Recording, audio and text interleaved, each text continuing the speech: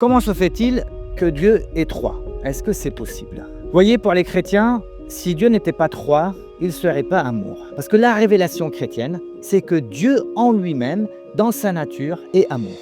Et la définition chrétienne de l'amour, c'est que l'amour est un don de soi, gratuit, total et libre. À chaque fois que je donne du temps à quelqu'un, en fait, j'ai posé un acte d'amour si cet acte, je n'attends pas quelque chose en retour de la personne. Et donc, si on dit ces deux choses, qu'on appelle un paradoxe, Dieu en lui-même est amour et que l'amour est un don de soi, est-ce que Dieu peut être solitaire?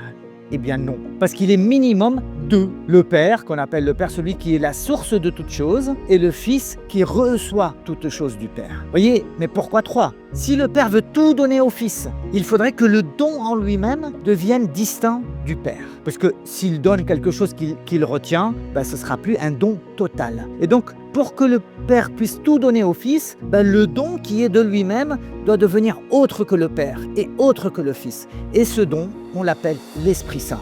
Et c'est cela que Dieu attend qu'on reçoive, puisque ce don-là, c'est l'amour total du Père au Fils, et c'est l'amour total du Fils au Père. Et c'est ainsi, si on reçoit tout le Père, on devient Fils.